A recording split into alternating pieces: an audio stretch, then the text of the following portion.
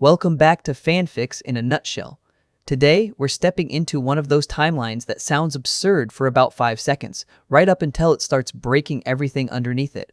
Orochimaru doesn't kill Naruto, he poisons him. And when Naruto finally wakes up, the battle is over, Tsunade is alive, and nothing about his life feels normal anymore.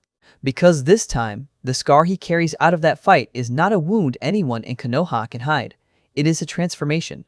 And at first, Naruto makes the same mistake almost anyone his age would make. He thinks this is temporary. He thinks it is manageable. He thinks he can turn it into a joke before the joke turns on him. He wakes to sunlight, to the ache of survival, and to 3 faces hanging over him with far too much concern. Jiraiya, Tsunade, Shizune. That alone is enough to tell him something has gone wrong. Naruto has never been good at waking up slowly. His mind moves straight from confusion to suspicion. He pushes himself upright, still groggy, still unsteady, and immediately feels that his body is wrong. Not injured exactly, not broken. Just wrong in a way he cannot name yet. Even his voice sounds off to his own ears, softer than it should be, unfamiliar in his throat. When he asks what happened, Jiraiya gives him the simplest answer first. Orochimaru poisoned him.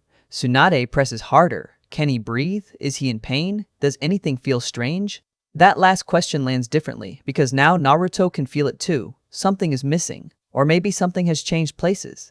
Either way, the room feels heavy with information nobody wants to say out loud.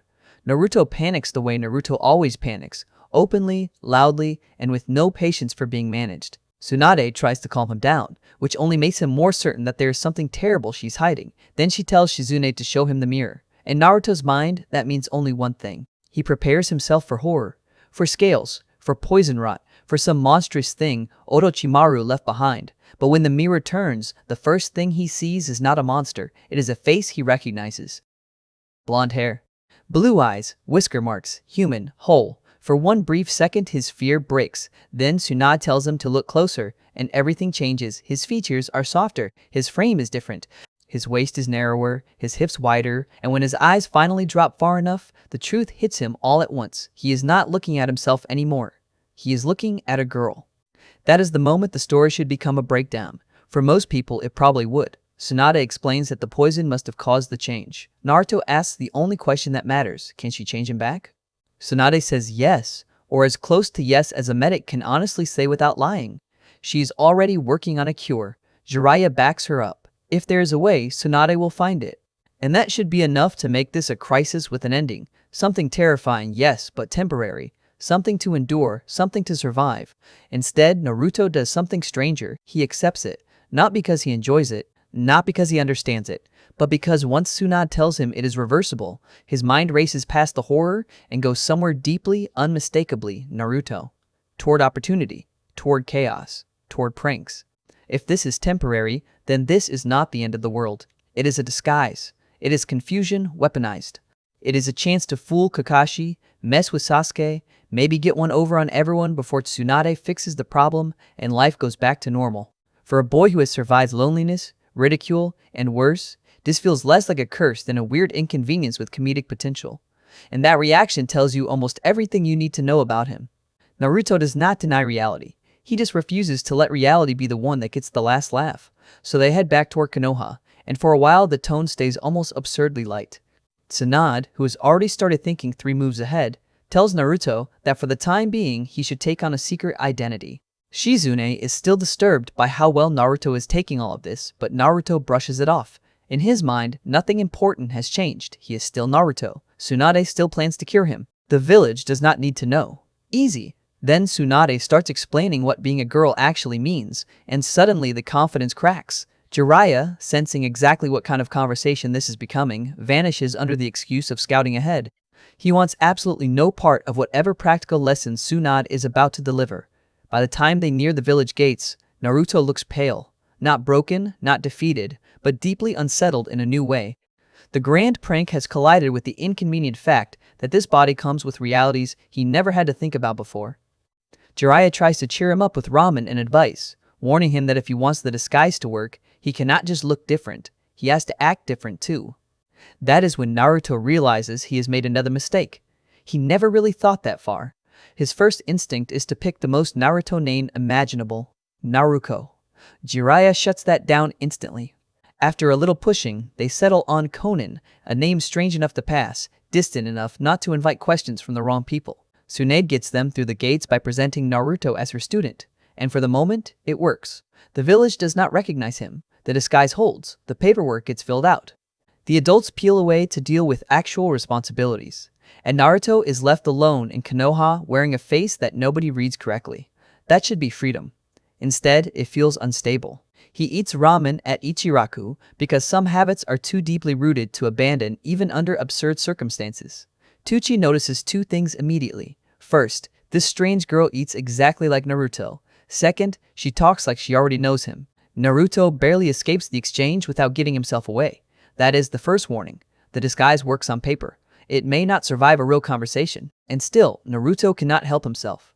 He grins the moment he spots Shikamaru and Choji in the street, because no matter how strange this day has become, he still wants to test it. He still wants to see what this new reality can do. So he stages a collision, throws himself into Choji, falls hard, plays weak, plays sweet, plays like someone neither of them would ever associate with Naruto, and for a few glorious minutes, it works beautifully. Choji is flustered. Shikamaru is suspicious, but not certain yet. Naruto leans into the act, lets Choji help him up, lets herself be treated to food, watches the whole prank unfold exactly the way she imagined it would. It is ridiculous. It is childish. It is honestly one of the first moments since waking up that feels fun. And that matters, because underneath the comedy there is already something darker moving into place. Naruto tells himself he can manage this, that he can keep the truth from the people who matter until Tsunade cures him, that Sakura never has to know, that Sasuke can stay out of it, that Konoha can remain simple for just a little longer. But stories like this never stay light for long.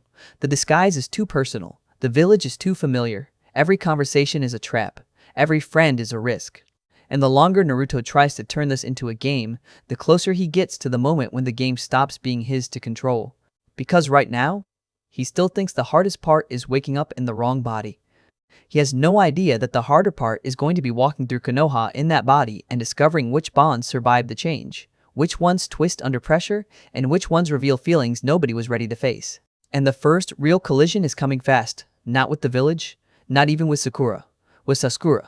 That collision does not happen the way Naruto expects. It happens in a hospital room, with Sakura already inside, Sasuke already awake, and the mood wrong from the moment Naruto steps through the door.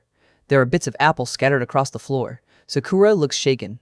Sasuke looks furious in that cold, tightly controlled way that usually means he is only one step away from saying something cruel. Naruto notices him first, but Sasuke notices her too, and the moment their eyes meet, the room turns hostile. For one heartbeat, Naruto forgets the disguise completely, forgets the fake name, the softer face, the whole fragile secret. All she sees is Sasuke acting like a complete jerk to Sakura while she stands there trying to help him, and that is enough to pull the old reflex straight out of her. She snaps at him. He snaps back. Sakura, already on edge, steps between them. And suddenly Naruto is not the friend trying to defend her. She is just some stranger causing trouble in Sasuke's hospital room. That is the first real sting of this new reality. When Sasuke tells Sakura to leave, it hurts her. Naruto can see that much immediately. But when Naruto fires back and calls him pathetic, Sakura does not thank her. She does not recognize the loyalty underneath it. She sees only an outsider escalating a bad situation. And then Sasuke laughs. Not because any of this is funny, but because contempt is one of the few weapons he can still use when wounded and cornered. He mocks the idea that this girl could ever challenge him, and Sakura, trying desperately to keep the peace, pushes Naruto back out into the hall and tells her to go. For Naruto, that moment lands harder than the insult. Not because Sasuke dismissed her. Sasuke dismissing people is barely news, but because Sakura chose him over her without ever knowing it was her. Chose his pain, his space, his version of the moment. From Sakura's point of view, that choice makes sense. From Naruto's, it feels like being rejected from inside his own life. He backs down for Sakura's sake, but he leaves the room angry, humiliated, and far less amused by this disguise than he was an hour ago. For the first time, the joke is not funny. He tries to recover the way Naruto always does, with motion, with noise, with something cold from a vending machine and a quick decision to move on instead of thinking too hard, and for a minute, it works. He reminds himself that Sakura is angry at Konan, not Naruto, that none of this is permanent, that tomorrow Tsunade will probably cure him, and all of this will become a ridiculous story he never has to repeat. With that thought in place, he heads to Kakashi's room, hoping at the very least to get one clean prank out of the day. But Kakashi is Kakashi. Naruto walks in and sees him apparently facing away, busy with his things, and for a split second it looks like the perfect opportunity.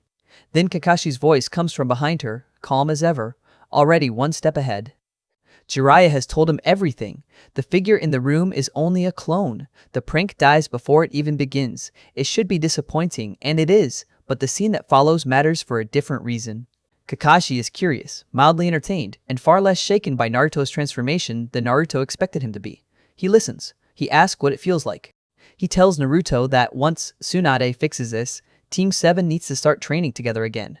Not someday in the abstract, soon, as a team, the way they should have been doing already. And underneath the lazy tone, that lands with real weight. Kakashi is telling Naruto something important without making a speech out of it. This does not erase who you are still part of this team. You are still moving forward. Then he says the one thing Naruto has been waiting to hear. Tsunade thinks she may be ready to cure him tomorrow. That should settle everything. It should close the whole bizarre chapter before it has time to spread. Naruto reacts with surprise more than excitement, and even that tells you where his head has drifted. Somewhere along the way, part of him had started treating this as a strange little detour he might keep exploiting for another few days. Another prank, another chance to throw familiar people off balance. But if Tsunade really can fix it tomorrow, then that detour is over. The story snaps back toward normal life. Back toward missions, training, rivalry, and the version of himself Naruto understands best. Kakashi, sensing more than Naruto says, places a hand on his head and reminds him of the simplest truth in the room.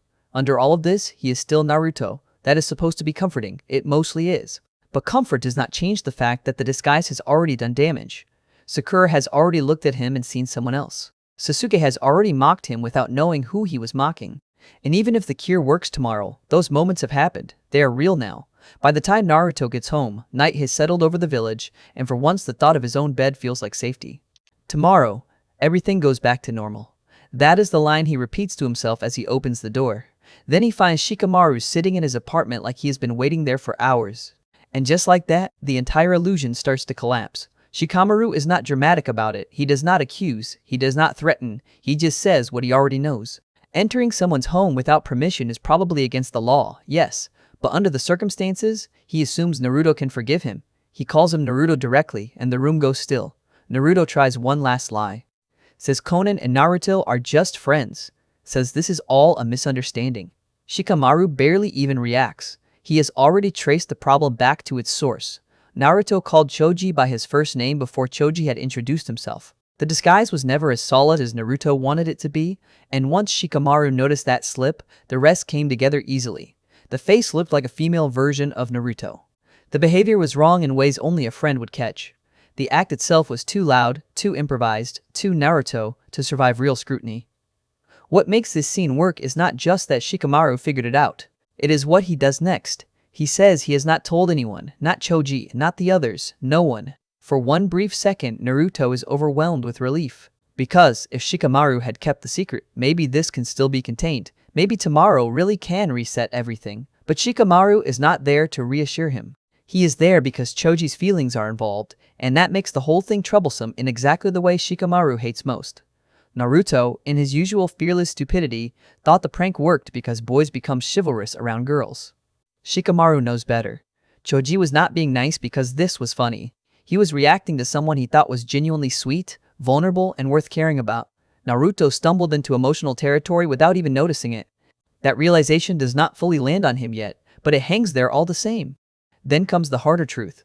Shikamaru asks when he is going to turn back. Naruto tells him Tsunade expects to cure him tomorrow. That answer settles the scene, at least on the surface. Shikamaru accepts it. If this ends tomorrow, then maybe the damage stays small. Maybe Choji never has to know how close he came to being the target of Naruto's stupidest prank yet. Maybe the village never learns anything at all. Shikamaru leaves, still mildly annoyed, still far more understanding than Naruto deserves, and Naruto finally gets the silence he wanted. But now the mood is different. At the start of this whole mess, being turned into a girl felt like a bizarre inconvenience. Then it felt like a prank opportunity. Then it became awkward. Now, for the first time, Naruto sees the shape of the real problem. This is not just a disguise.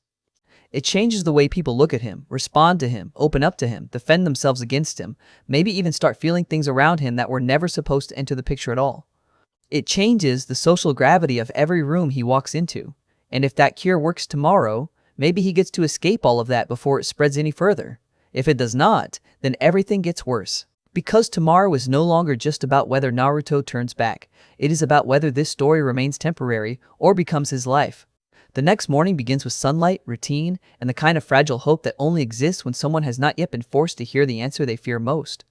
Naruto gets up early, moves through the motions, and heads straight for the Hokage's building with one clear expectation in mind. Today, Tsunade fixes this. Today, the strange little detour ends. Today, he goes back to being himself. And all the awkwardness, all the near misses, all the humiliating moments in hospital rooms and streets and ramen stands become temporary scars instead of a new reality. That belief is carrying almost everything. It is the beam holding the ceiling up. And because Naruto still thinks the ceiling is safe, he can afford to be irritated by Jiraiya being Jiraiya. Jiraiya meets him before he reaches Tsunade, recognizes him immediately, and starts probing at the situation with the exact kind of shameless curiosity Naruto should have expected.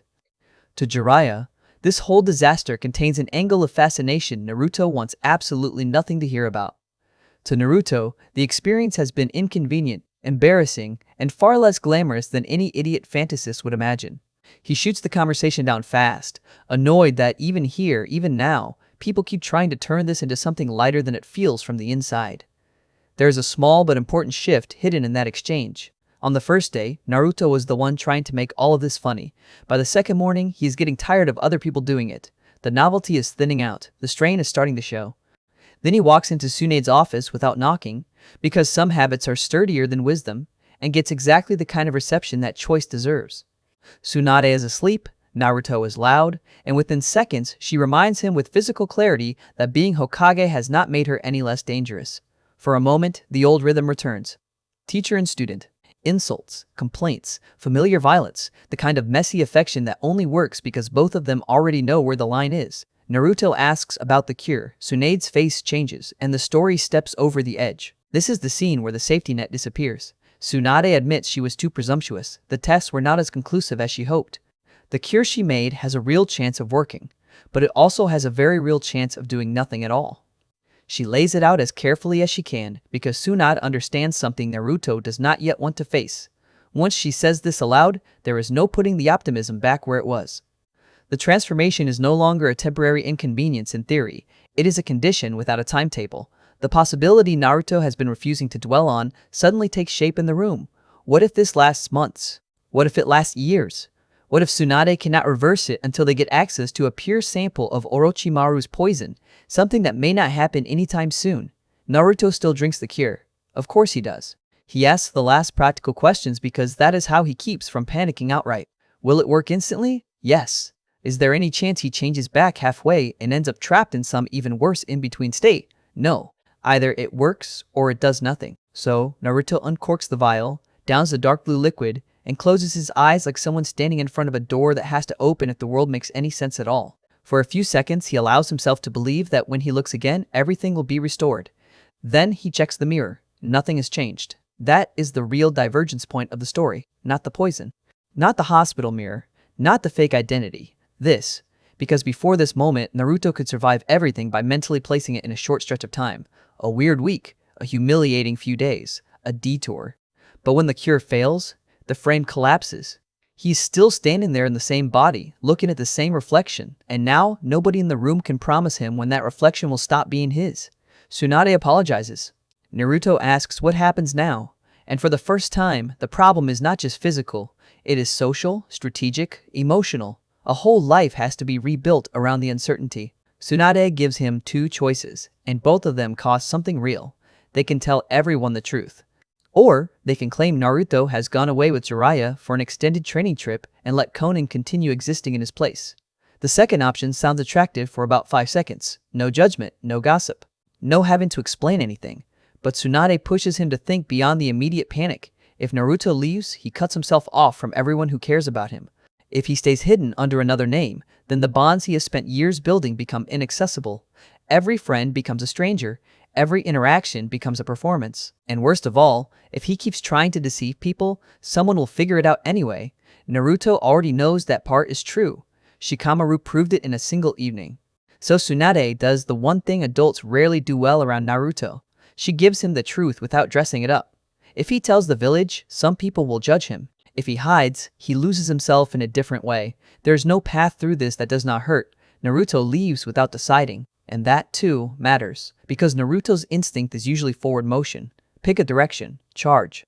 If he cannot choose here, it means the weight has finally reached him. He wanders, eats, delays, then heads for the training grounds, hoping movement will clear his head the way it usually does. But the next turning point is already waiting there, and it arrives in the shape of the one person who was always going to make this worse. Sasuke is already training when Naruto arrives.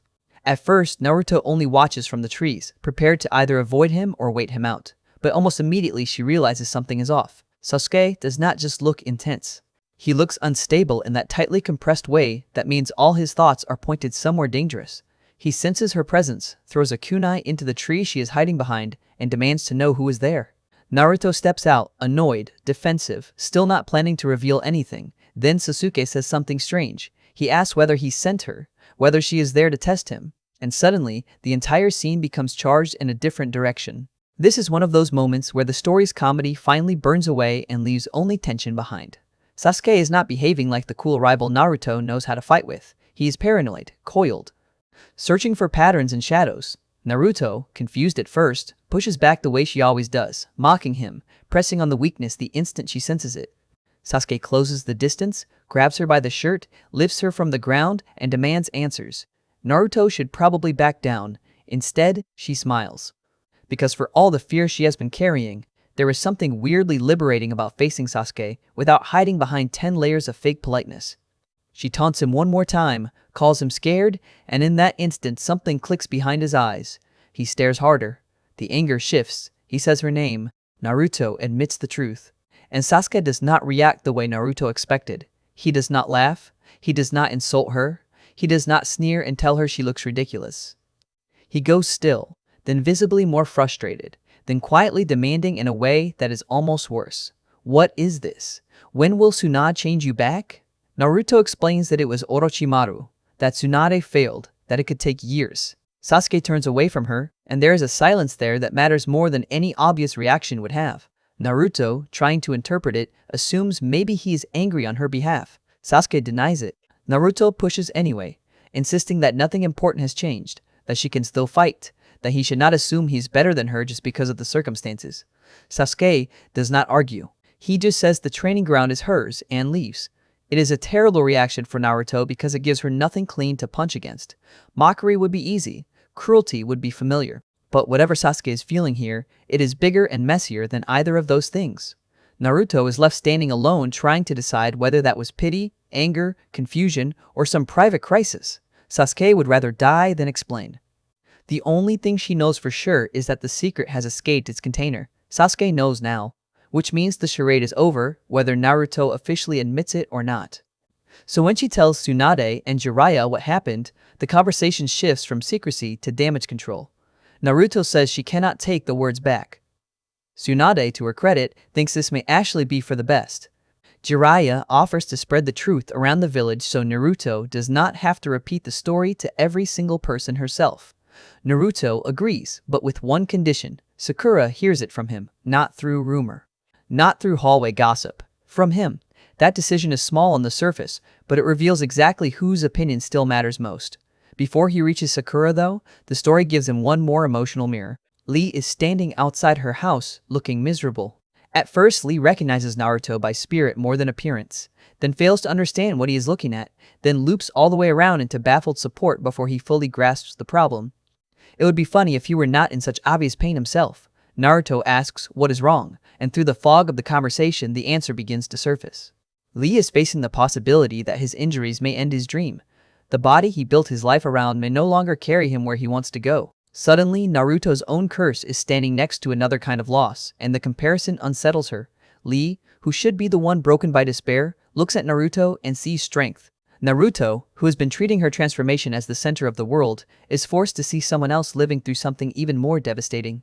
That shift matters when Sakura opens the door. At first, she only sees the same girl from the hospital, the same stranger who picked a fight with Sasuke, the same disruption standing where she does not want disruption. But this time, Naruto does not dance around it. He tells her the truth directly. He is Naruto. Orochimaru did this. Tsunade could not fix it. It may take time.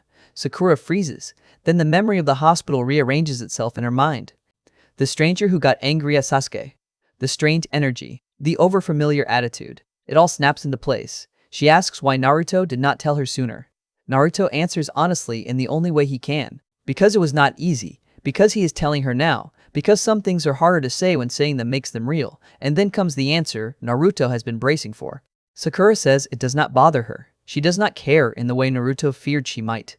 She is not disgusted. She is not panicked. She is not suddenly treating him like a stranger. To Naruto, that should be pure relief. And mostly it is. But because this is Naruto, because insecurity always finds the tiny crack left open in a good moment. Part of him immediately wonders whether Sakura saying it does not matter means she never really saw him as a boy in the first place. The thought flashes past with almost comic speed, but the fact that it flashes at all tells you how tangled his emotions have become. He is not just worried about the curse anymore. He is worried about what it means for the person he most wants to be seen by. Sakura does not offer a dramatic speech. She does something quieter and, in its own way, more important. She makes room for normalcy. She tells him they can talk more later. She is not angry. She does, however, warn him not to do anything perverted because some dynamics are simply too deeply rooted to vanish no matter how strange the circumstances become. It is the closest thing this story has offered Naruto to emotional stability since the cure failed. But stability is not resolution. Because by the time Naruto walks away from Sakura's door, he has learned two things he cannot unlearn. First, the truth is out. Not everywhere yet, but enough. The secret phase is over. Second, this change is already forcing everyone around him to reveal who they are under pressure. And now the village is going to react. Not tomorrow. Now. The village reacts the way villages always react to anything unusual. Not with one single voice, but with dozens of smaller ones. Curiosity, sympathy, awkwardness, rumor. A few people are kinder than Naruto expected. A few are stranger. A few clearly do not know where to look or what to say. And because Naruto has never enjoyed being stared at unless he was causing the scene on purpose, the whole experience becomes exhausting almost immediately. So instead of letting everyone circle around him with questions, he does what Naruto does best when the world becomes too loud. He runs before sunrise, heads for the training grounds, and tries to solve a social crisis with motion, sweat, and stubbornness. It is not a perfect strategy, but it is at least a familiar one. If the village cannot decide what to make of him, then he will give them the same answer every time. He is still training, still pushing, still Naruto. That is the line he is determined to hold. But holding it and proving it are not the same thing. A couple of hours into training, two figures appear at the edge of the clearing. Kiba and Hinata. The contrast between them is so sharp it almost feels staged. Kiba comes in skeptical, direct, already half convinced this has to be some elaborate trick. Hinata hangs back near the trees, nervous, soft-spoken, trying to understand what she is even looking at before she risks stepping closer. Naruto greets them with the bright confidence he always uses when he wants to force a situation into normal shape. Kiba does not accept that version of reality so easily. He marches right up and starts sniffing, because for him the question is not what Naruto looks like. It is whether Naruto still smells like Naruto. The answer, of course, is yes. Underneath the changed body, the familiar scent remains. And that matters more than anyone says out loud. Kiba may not understand the mechanics of what happened, but he understands enough to know this is real. Not a transformation jutsu, not a prank. Not a temporary act he can laugh off in 30 seconds. Real. Scenes like this are deceptively important because they do something bigger than move the plot. They normalize the impossible. Every time one of Naruto's friends sees him, reacts, recalibrates, and keeps talking, the story shifts a little further away from shock and a little closer to a new ordinary. Naruto wants that badly, even if he will never say it that way. He does not want to be treated like a fragile case study. He does not want every conversation to become a seminar on what happened to him. He wants people to get over it and act right. Kiba, blunt as ever, is actually useful for that. He processes with his nose, his instincts, and one or two rude questions, then moves on. Hinata's reaction is gentler, but it cuts deeper in a different way. She is shy, yes, but she is also sincere, and sincerity has a way of exposing the emotional truth of a room. Her concern is not about how bizarre this looks, it is about whether Naruto is alright. That is the kind of question Naruto never answers honestly, because honesty would slow him down, so instead he gives them the usual version. He is fine. Tsunade is working on it. It is annoying, but manageable.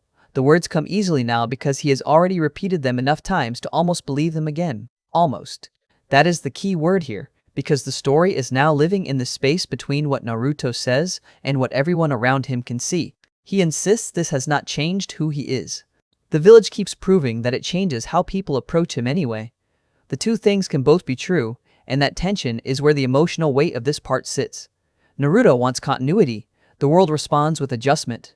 Some friends become gentler, some become more flustered. Some try too hard not to act differently and end up acting differently because of that effort alone. What Naruto is learning, whether he likes it or not, is that identity is not only internal, it is also relational. It lives in the space between who he feels like and how other people now receive him. That space is becoming impossible to ignore.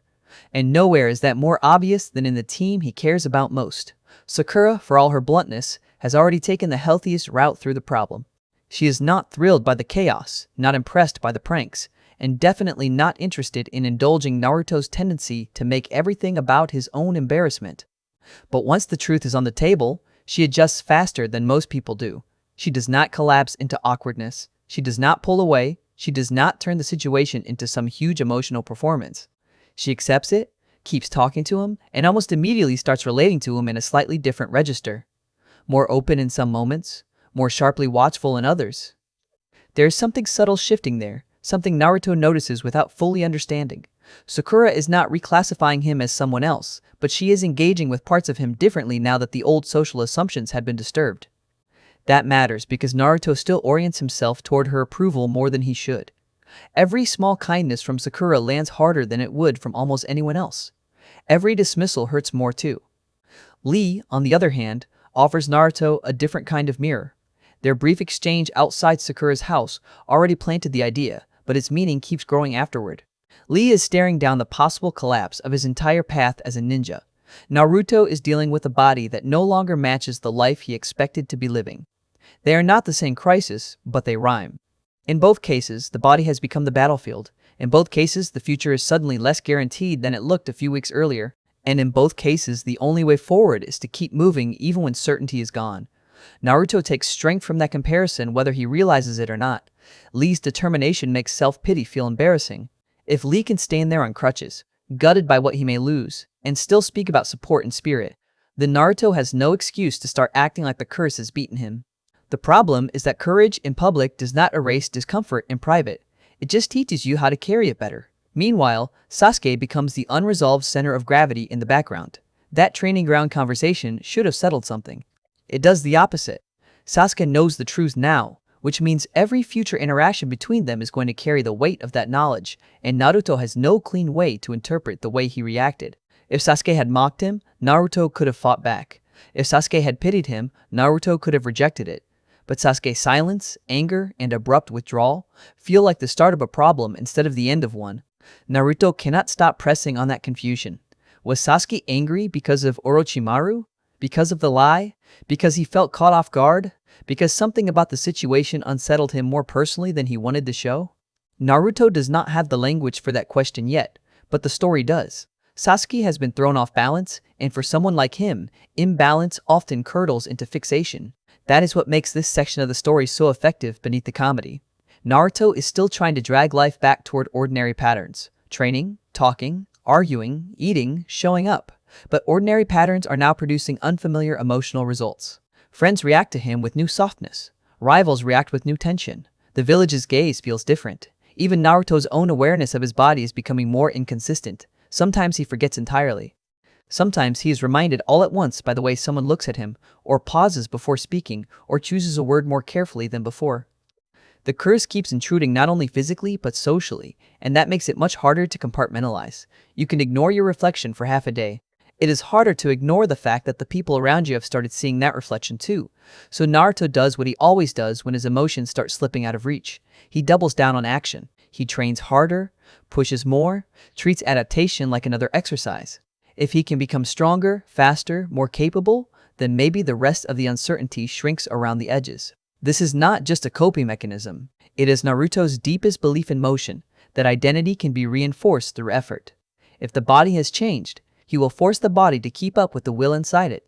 If the village starts treating him differently, he will outwork the difference until the old truths become undeniable again. That instinct is admirable. It is also incomplete, because strength can prove many things, but it cannot prevent emotional entanglement.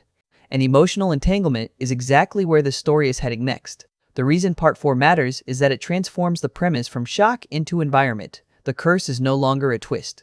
It is the condition under which everyone is now living. Naruto has stopped asking whether this is real and started asking how to exist inside it without losing himself.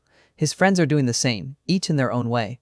Some choose acceptance, some choose awkward humor, some choose denial. And one person, far more dangerously, chooses distance because distance feels safer than understanding what he is starting to feel. That person is Sasuke. And once a story like this reaches that stage, the next escalation is almost inevitable. Because the more Naruto insists nothing important has changed, the more the people closest to him are forced to confront the fact that something absolutely has. That change becomes impossible to ignore the moment Sasuke starts watching instead of speaking. He follows Naruto and Sakura through the trees without meaning to at first, then stays because his own name comes up, and what he hears only makes the knot inside him tighter. Sakura wants to know about the fight where he was injured. Naruto avoids the story. Not because she has finally become tactful in some general, miraculous sense, but because this one memory feels wrong to hand over lightly. Sakura pushes, disappointed. She wants a version of Sasuke she can admire, a clean, heroic shape she can hold on to. Naruto remembers something else. Desperation. Fear. The kind of encounter that leaves a taste in your mouth even after you survive it. And when Naruto refuses to tell the story, Sasuke understands two things at once. First, Naruto is keeping quiet about Itachi when almost anyone else would have blurted it out. Second, Naruto saw him at one of his weakest moments and still walked away stronger than he did.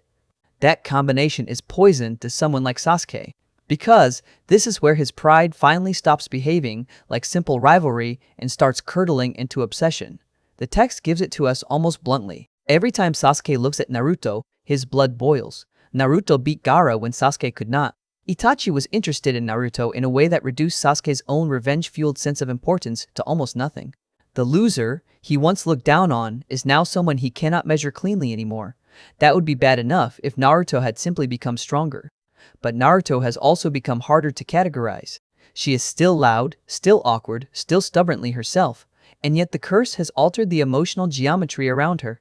Sakura is spending more time with her. The village reacts to her differently. Even Sasuke's own eyes linger longer than he wants them to. Rivalry is one thing. Rivalry laced with wounded pride, displaced importance, and a body he no longer knows how to look at without reacting is something else entirely. That is why this middle section of the story works so well. It understands that the most dangerous pressure does not come from open confrontation. It comes from a character trying to act normal while every internal system is failing at once. Naruto, meanwhile, remains gloriously, recklessly simple in the way only Naruto can be. She sees Sakura coming to pick her up and instantly reads the moment as a personal victory. Sakura insists she only did it because Naruto would be late otherwise. Naruto hears almost none of that. All she hears is that Sakura came to her house, sought her out, and is now walking beside her. That is enough to send her into full, excited rambling mode. She talks about Orochimaru, talks about the fight, talks about everything except the part that still hurts. She wants closeness, and because Naruto has never been subtle in his pursuit of it, she keeps leaning harder into the parts of the day that feel like progress. To her, this shopping trip, this walk, this time alone with Sakura, is not just an errand, it is possibility. Sasuke, from a distance, sees the same scene and reads it completely differently. To him, it is not light. It is not harmless. It is evidence. Evidence that Naruto is becoming central in places where Sasuke once expected to stand uncontested. Evidence that Sakura's attention, while still emotionally tilted toward him in obvious ways, is no longer organized around him with the same totality. Evidence that Naruto's transformation has not made her weaker in any social sense at all. If anything, it has altered the field in ways Sasuke cannot control, and control matters to him more than almost anything. He can tolerate pain, he can tolerate failure only by converting it into future violence. What he cannot tolerate is ambiguity, especially when that ambiguity grows around someone he already resents for surpassing him. Then the story twists the knife with something almost trivial: clothes. On paper, it is a small thing. Naruto's current clothes are impractical. The training group notices. Neji points out that the outfit is getting in her way. Kakashi, predictably, refuses to put much emotional weight on it. Jiraiya appears and immediately tries to involve himself in the most suspicious way possible, which triggers Sakura into taking control of the situation herself. She will take Naruto shopping, just the two of them. And for Naruto, that sounds less like a practical correction and more like destiny handing her a private afternoon. This is exactly the sort of turn a character like Sasuke would hate, because it looks so unserious from the outside and lands so personally on the inside. Naruto is delighted. Sakura is half annoyed, half resigned. The whole thing should be mundane. But emotional rivalry rarely erupts during formal battles or big declarations first. More often, it starts in these smaller exchanges, in who spends time with whom, in who gets invited, and who gets to occupy the effortless space of someone else's day. Sakura walking Naruto through the busiest shopping street in Konoha is not a confession scene. It is something more dangerous to Sasuke than that. It is normal intimacy, the kind people build without realizing what they are building. Naruto keeps trying to turn the outing into a date-shaped experience with drinks, food, and excited chatter before they have even started looking at clothes. Sakura pushes back, but she keeps walking beside her. And that alone is enough to make the moment matter. What the story is doing here is subtle but sharp. Earlier, Naruto was the one terrified that Sakura might see her differently. Now Sasuke is the one being forced to watch Sakura spend real, practical, unguarded time with Naruto while his own feelings remain trapped in a sealed box labeled rivalry. He does not have Sakura's flexibility. He does not have Naruto's forward momentum. He has pride, resentment, and a rapidly growing inability to keep those emotions separated from the fact that Naruto is no longer easy for him to dismiss with a single word like loser. That matters because the romantic angle here is not driven by soft mutual yearning yet. It is driven by destabilization, by Sasuke discovering that Naruto has become emotionally relevant in ways he does not know how to process without first becoming angry, and Naruto, because she is still Naruto, keeps missing the most dangerous part of that shift. She sees Sasuke's irritation and reads it as arrogance, reads it as competition, reads it as one more reason to prove she is still stronger than he gets her credit for. In a narrow sense, she is not wrong. Sasuke is absolutely still competing with her, but the competition is changing shape. It is no longer just about power levels and old insults. Now it is about relevance, attention, and identity. Sasuke cannot stand that Naruto has become both a rival above him in certain ways and a girl beneath his gaze in others. Those facts together create a kind of friction that is already starting to burn through his usual self-control. That is why every scene between them feels one step away from snapping. The best part is that the story never needs Sasuke to say any of this aloud.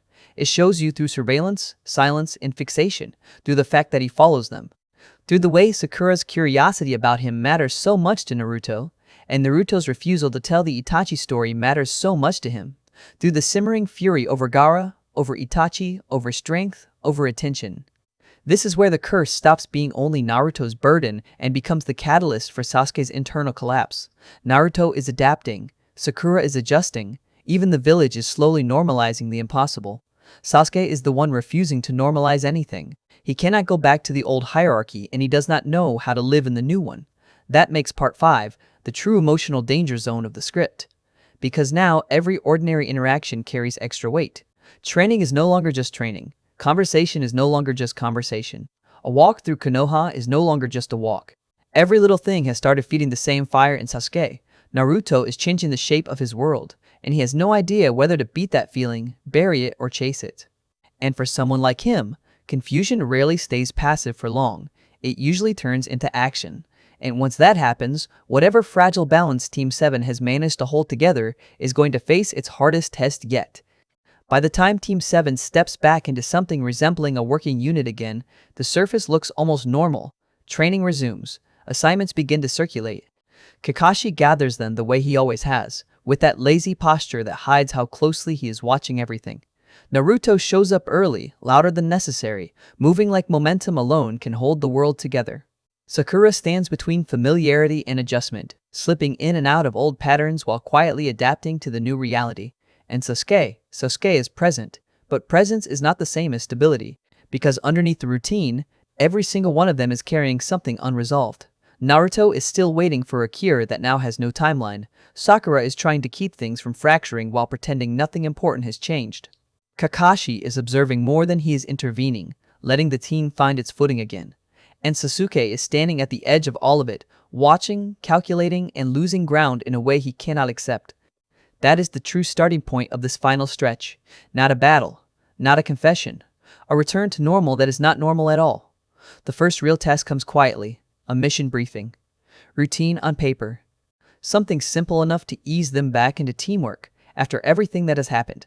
Kakashi lays it out in that calm, measured way that suggests nothing unusual is about to happen, but Naruto can already feel the tension in the air, because working together again means proximity. It means movement. It means reacting without thinking, and that is exactly what none of them are fully ready for. They move out as a team. Naruto takes point at first, eager, aggressive, determined to prove that nothing about her has changed in the ways that matter. She moves fast, hits targets cleanly, keeps the energy high. Every step of the way, she is trying to force the old rhythm back into place. If she moves like Naruto, fights like Naruto, argues like Naruto, then maybe everyone else will fall back into treating her the same way. For a while, it almost works. Almost. Because Sasuke keeps adjusting, not outwardly, not in any way that Naruto can call out and punch through, but in small, controlled shifts that change the flow of the team. He positions himself differently, watches Naruto more closely than the mission requires, steps in at angles that cut her off without openly challenging her. It is not sabotage, it is not even open competition, it is recalibration. And that is what makes it dangerous. Because Sasuke is not trying to prove he is better anymore, he is trying to understand where Naruto fits now, and every answer he finds only makes the problem worse. There is a moment during the mission where everything snaps into clarity. A simple clash. An enemy engagement that should be straightforward. Naruto charges in first, as always, drawing attention, creating space. Sakura moves to support. Kakashi observes, ready to intervene if needed. And Sasuke hesitates, just for a fraction of a second. But that fraction matters, because in that instant, he is not just seeing Naruto as his teammate, he is seeing her differently. Not weaker, not stronger, different. And that difference breaks the instinct he has relied on for years. By the time he moves, Naruto has already adjusted, already compensated, already finished what he should have stepped into without thinking. The fight ends quickly, cleanly, but the damage is done. Naruto notices. Of course she does. She always notices when Sasuke falls short even for a second. But this time, she does not mock him immediately. She pauses. Because something about that hesitation did not feel like weakness. It felt like confusion. And confusion is not something Naruto has ever associated with Sasuke. So instead of attacking, she asks, "What was that?" Simple, direct, no insult attached. And for Sasuke, that is worse than anything she could have said. Because now he has to answer, and there is no answer he is willing to give. So he does what he always does when cornered in a way he cannot fight. He deflects, dismisses it, says it was nothing, says she is overthinking it, turns it back into something small, manageable. But Naruto does not fully buy it. Not this time. Because for the first time since this all started, she is not just reacting to Sasuke, she is observing him. And what she sees does not match the version of him she has been fighting against for so long. That shift matters. Because it changes the direction of the story's tension. Up until now, Naruto has been the one adapting, proving, pushing forward. Now, Sasuke is the one falling out of alignment. And the more Naruto stabilizes, the more obvious that becomes. After the mission, the space between them feels different. Not louder, not more explosive, quieter, tighter, like something is building instead of breaking. Sakura feels it too, even if she cannot name it. She tries to keep things light, to keep the team moving, to anchor them in something that still feels familiar. Kakashi definitely sees it, but he does not step in, because this is not a problem that can be solved with instruction. This is something they have to face on their own. And Naruto finally reaches the point she has been avoiding since the cure failed. She stops pretending this is temporary in the way she has been framing it. Not out loud, not dramatically, but internally. She accepts something simple and heavy at the same time. This is her life right now. Not a joke, not a disguise, not a phase she can rush through. A reality she has to live in, fight in, grow in. And once that acceptance settles in, something about her becomes steadier, stronger. Not because the problem is solved, but because she has stopped waiting for it to solve itself. That is the turning point, not the transformation, not the failed cure, not the reveal. Acceptance. And that is exactly what makes the ending of this arc feel incomplete in the best possible way. Because the story does not resolve everything. It cannot. Tsunade still needs a cure. Sasuke still has not untangled what he is feeling. Sakura is still standing in the middle of something she does not fully understand. And Naruto has only just begun to live inside this new version of herself without treating it like something temporary. So instead of closing everything neatly, the story does something smarter. It points forward. Team 7 is back, but not the same. Stronger in some ways, more fragile in others. Balanced on a line that could hold or break, and that is where we leave it. Because sometimes, the most interesting timelines are not the ones that end. They are the ones that force everyone inside them to change. One decision, one poison, One moment that should have been temporary, and suddenly everything feels different. If you enjoyed this episode, make sure to like the video and subscribe to Fanfics in a Nutshell for more alternate timelines, deep dives, and stories that show just how much one change can reshape everything. And this one? This one is far from over.